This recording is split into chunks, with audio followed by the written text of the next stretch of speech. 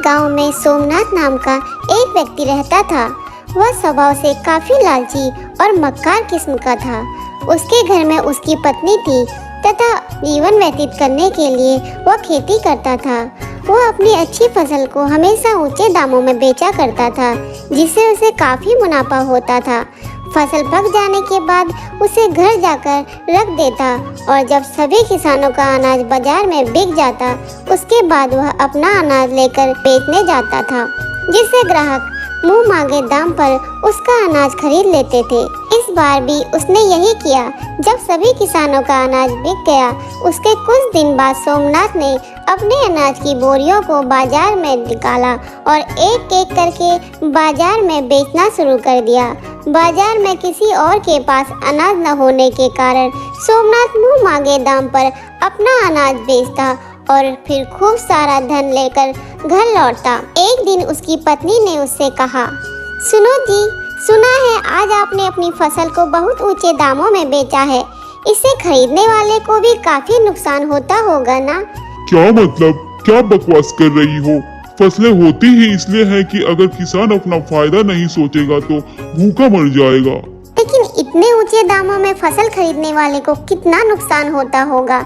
आखिर वह भी मेहनत से कमाता है। तुम बाकी किसानों की तरह सही समय पर अपनी फसल क्यों नहीं बेचते? अरे जाओ, वैसे भी मैं थक गया हूँ और तुम मुझे ज्ञान देने लगी हो। यह नहीं सोचा कि पति काम से थक कर आया है, उसकी सेवा पानी ही कर ली जाए। मुझे बहुत तेज भूख लगी है, जाकर खाना लगाओ। हाँ ठीक है, वैसे भी तुम मेरी कहाँ सुनोगे। हे भगवान, कैसी पत्नी दी है तूने मुझे। पति का साथ देने की बजाय मुझे ही ज्ञान देने बैठ जाती है।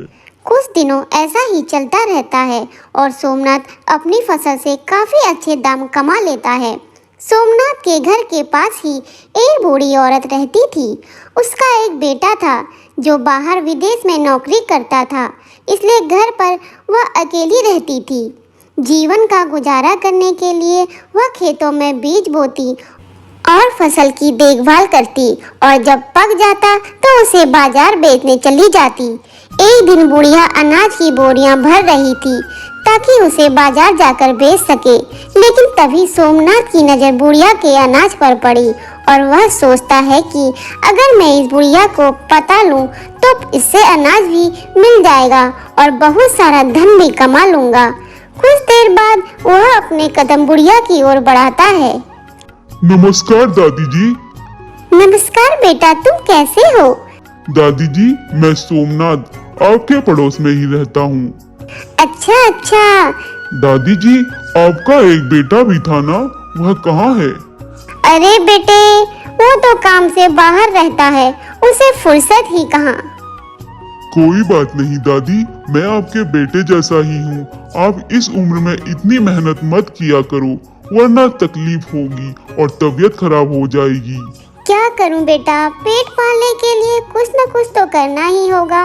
एक काम करिए दादी, आप इस अनाज को अपने घर पर रखिए। मैं एक एक बोरी करके इसे बाजार जाकर बेच आऊंगा और बदले में मुझे जो भी धन मिलेगा मैं आपको दे दूंगा। नहीं बेटा, तुम इतना परेशान क्यों हो रहे हो? नहीं दादी, इसमें परेशानी की कोई बात नहीं है। वैसे भी मैं अपना अनाज भी बाजार में बेचने जाता हूँ, तो साथ में तुम्हारा भी ले जाऊंगा। अच्छा ठीक है, भगवान तुम्हारा भला करे। तो दादी, मैं सुबह आकर अनाज की बोरी लेकर जाता हूँ, ठीक है? ठीक है बेटा। अगली सुबह सोमनाथ फिर से दादी के पास जाता है और उससे अनाज की बोरियां लेकर जाता है। अनाज की बोरियों को बेचने के लिए बैलगाड़ी में रखकर वह बाजार की ओर निकल जाता है।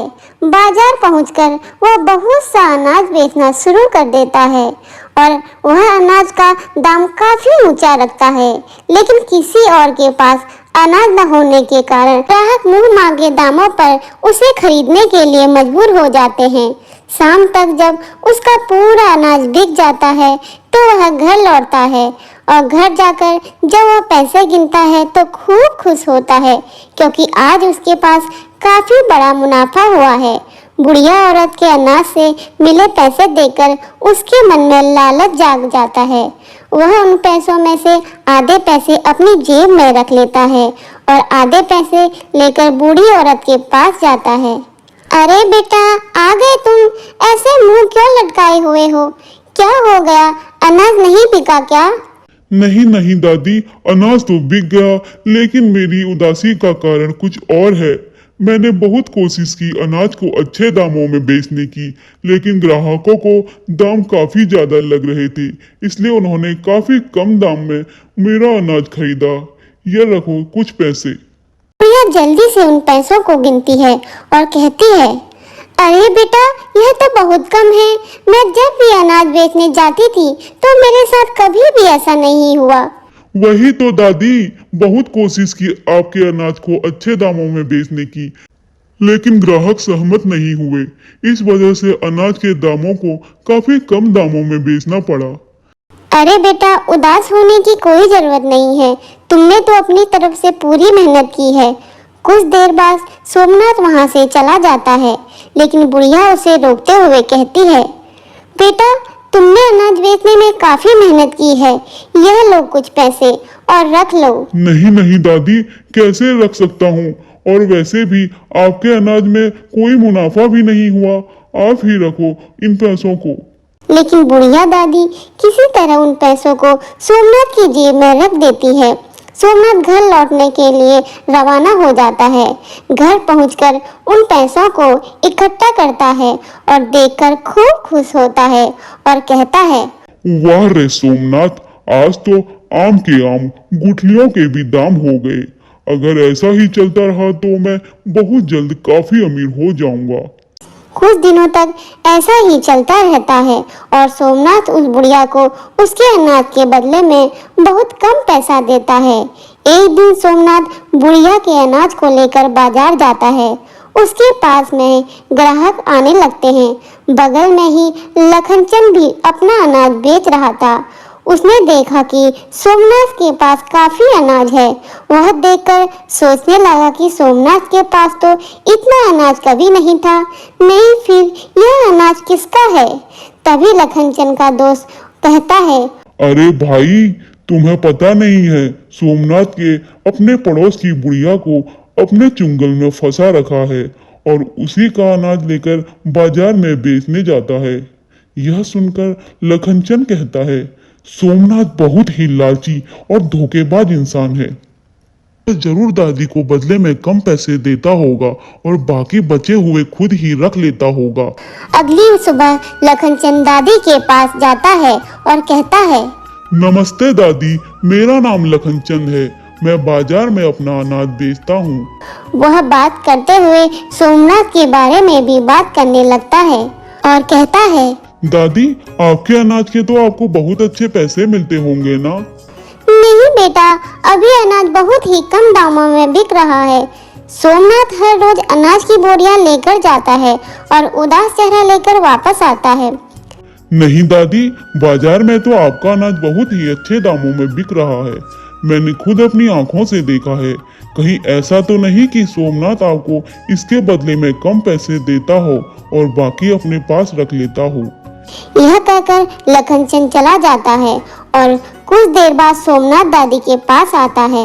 लो दादी, कुछ कोशिश करने के बाद भी अच्छे पैसे नहीं मिले। क्या हुआ बेटा, आज अनाज अच्छे दामों में नहीं बिका क्या? कहाँ दादी, बहुत प्रयास किया लेकिन कुछ ठीक नहीं हुआ। लेकिन बेटा, लखनचंद मेरे पास आया था। वह कह रहा था कि आज अनाज काफी अच्छे दामों में बिका है। नहीं नहीं दादी, लखनचंद झूठ बोल रहा है। बेटा, मैंने तुम्हें अपने बेटे जैसा माना था और तुमने मुझे ही धोखा दे दिया। यह पैसे यहीं रख दे और दोबारा अपनी शक्ल मत दिखाना। और हाँ, याद रखना, पैसे की वजह से तूने मुझे धोखा दिया है ना।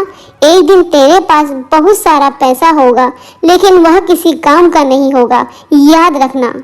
सोमनाथ बुढ़िया के घर से बाहर निकलता है और कहता है, ये लखनचंद भी ना, इसने मेरे साथ बहुत बुरा किया। इसे तो मैं बाद में देख लूंगा। अच्छा भला आसानी से पैसे कमा रहा था और इसे पचा नहीं। कुछ दिनों बाद सोमनाथ काफी अमीर हो जाता है। उसके पास घर, गाड़ी और ढेर सारा पैसा होता है, लेकिन तभी सोमनाथ बहुत बीमार पड़ जाता है। वह अपनी पत्नी से कहता है, सुनो, हमारे पास बहुत पैसा है, एक अच्छे से डॉक्टर को बुलाओ जिससे कि मेरा इलाज जल्दी से जल्दी हो सके और मैं पहले की तरह हो सकूं। पत्नी डॉक्टर को बुलाती है, लेकिन डॉक्टर उसे पूरी तरह से ठीक नहीं कर पाता। सोमनाथ फिर से कहता है, हमारे पास बहुत पैसा है, मुझे अच्छे से अच्छे हॉस्पिटल में दिखाओ। उसकी पत्नी एक अच्छे से हॉस्पिटल में उसे लेकर जाती है, लेकिन कुछ बेहतर परिणाम नहीं मिलता और वह दोनों फिर से गांव वापस लौट आते हैं। उसे उस बुढ़िया की बात याद आने लगती है और कहता है कि सच ही कहा था उस बूढ़ी दादी ने, मेरे पास आज बहुत पैसा है लेकिन मेरे किसी काम का नहीं।